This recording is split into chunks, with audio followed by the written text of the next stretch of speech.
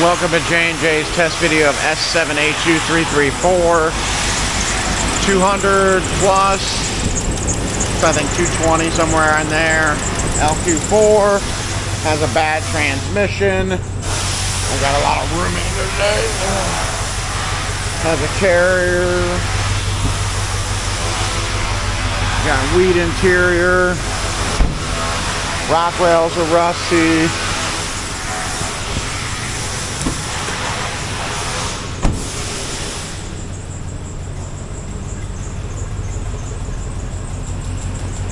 But the mirrors work and the engine idles.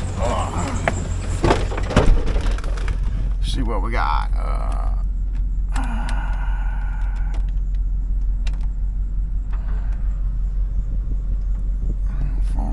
That folder. Fold it back out. All right. What else? Heater control works. It's all dimmed out though. Doesn't have air ride transmission, does not move.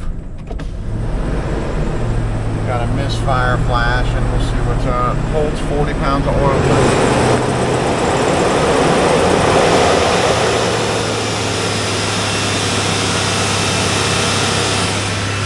Not misfiring.